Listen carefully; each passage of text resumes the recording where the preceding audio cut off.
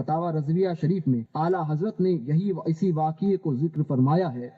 احمد آباد کی سرزمین پر ایک بزرگ تھے جن کا نام تھا حضرت موسیٰ سہاگ رضی اللہ تبارک و تعالیٰ عنہ۔ حضرت موسیٰ سہاگ کتنے بڑے بزرگ، ہمہ وقت اسی عالم میں رہتے تھے، چوڑیاں پہنتے تھے، ہری چوڑیاں جو ہے، ہری اور لال چوڑیاں، مکمل ہاتھ میں لمبے بال اور پراگندہ لباس، پان کھاتے رہتے تھے اور داڑھی اور چہرے پر دھول مٹی، وہی پان کھاتے تھے اور زنانہ لباس پہن کے، عورتوں والا لباس پہن کے گھومتے تھے اور اسی عالم میں چلتے رہتے تھے۔ تو ایک مرتبہ احمد آباد کے قاضی کا وہاں سے گزر ہوا، سمجھے؟ تو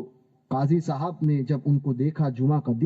کا دن تھا تو قاضی صاحب نے ان کے قریب گئے، جانتے تھے کہ یہ بہت بڑے بزرگ ہیں، تو قاضی صاحب ان کے قریب گئے اور کہا کہ حضور چلیے نماز کے لیے چلیے، جمعہ کا وقت ہو گیا ہے۔ تو اب یہ نہیں، آج کا کوئی پیر صاحب ہوتا تو کہتا، ڈھونگی بابا ہوتا تو کہتا نہیں تم جاؤ، ہم تو وہی پڑھ رہے ہیں دل والی، نہ، انہوں نے کیا فرمایا، جیسے ہی بات سنی کہا کہ اچھا نماز کا وقت ہوا ہے، چلو چلتے ہیں۔ تو کہا حضور ایسے نہیں، بلکہ لباس کو بدلنا ہوگا، یہ عورتوں والا لباس پہن کر نہیں جا سکتے اور یہ چوڑیاں نکالنی ہوگی۔ آپ نے کہا ٹھیک ہے حضور، غسل کرنا ہوگا، غسل فرمایا، چوڑیاں اتاری، مردوں والا لباس سیبتن فرمایا اور وہی بال کو کاٹا گیا اور وہی مسجد میں گئے اور پہلی صف میں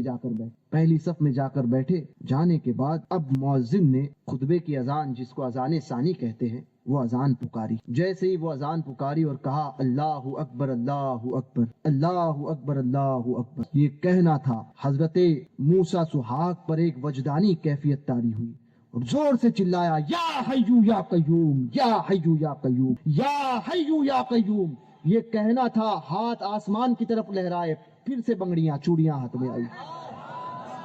پھر سے وہی زنانہ لباس، وہی بال بڑے ہو گئے، یہ کہتے ہوئے مسجد سے یا حیو یا قیوم کہتے ہوئے مسجد سے دوڑے، یہ کہتے ہوئے دوڑے۔ تو عمل کسی طور پر شریعت مطہرہ پر ان کا نہیں ہو پاتا، مگر انکار نہیں کیا کہ تم جاؤ میں نہیں نماز پڑھتا، آئے، مگر جب اللہ کا نام سنا تو پھر وہی وجد آیا اور پھر اپنی حالت میں پھر ویسے ہی آ گئے اور پھر مسجد سے دوڑے۔ باہر جب پہنچے، اس طرح سے حضرت موسیٰ سہاگ تھے اور عالم رب کی بارگاہ میں مقبولیت کا عالم کیا تھا کہ ایک مرتبہ احمد آباد میں بارش نہیں ہو رہی تھی، قحط پڑ گیا اور قحط بھی ایسا پڑا کہ کئی مہینوں تک تو استسقاء کی نماز جو ہے نمازیں پڑھی گئی، دعائیں ہو رہی ہے، سب کے پاس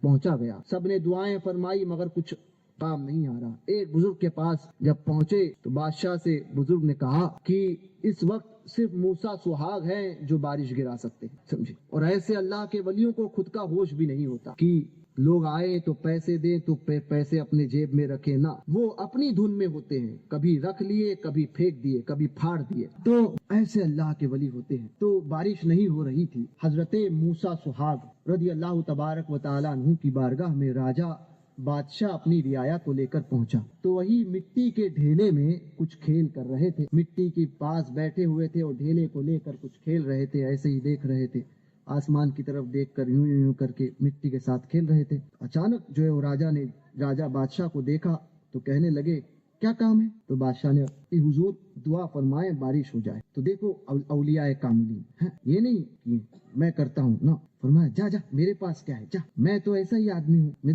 میں تو مٹی کے ساتھ کھیلتا ہوں، میرے پاس کچھ نہیں، جاؤ یہاں سے، مجھے پریشان مت کرو۔ یہ کہنے لگا، اب پھر اس نے بادشاہ نے زور دیا تو کہنے لگے نہیں جاؤ، میرے پاس کیا ہے، میں تو ایسا ہی عام آدمی ہوں، دیکھو جاؤ یہاں سے، بھگانے لگے۔ پھر جب عوام کا، رعایا کا اور بادشاہ کا رونا دیکھا تو رہا نہ گیا اور پھر جوش آیا، پتھر بازو میں پڑا ہوا تھا، پتھر کو ایسا ہاتھ میں اٹھایا اور اپنے دوسرے ہاتھ کو فضا میں لہرایا جس میں چوڑیاں تھی، ایسا لہرایا، پتھر کو ہاتھ میں اٹھایا اور آسمان کی طرف دیکھا اور فرمایا بارش بھیج ورنہ سہاگ توڑتا ہوں، بارش بھیج ورنہ سہاگ توڑتا ہوں، بارش بھیج ورنہ سہاگ توڑتا ہوں۔ یہ کہنا تھا کہ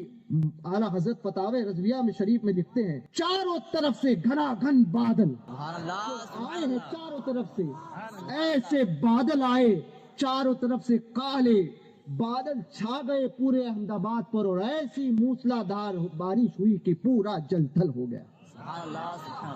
یہ ہوتے ہیں اولیاء کاملین۔ کیا مقام ہے ان کا اللہ کی بارگاہ میں کہ قسم کھائی، پتھر اٹھایا تھا اور کہا تھا بارش بھیج ورنہ سہاگ توڑتا ہوں، اور یہ کہ رب کی بارگاہ میں قسم اٹھائی، اللہ نے اس کو پورا کر دیا۔ یہ ایسے مرتبے پر فائز ہوتے ہیں، سمجھے، ایسے مرتبے پر فائز ہوتے ہیں کہ رب کی بارگاہ میں کسی متعلق اگر یہ قسم کھا لے تو پھر اللہ ان کی قسم کو پورا فرماتا ہے، خالی جانے نہیں دیتا۔ یہ ایسے مقبول بارگاہ الہی ہوتے ہیں۔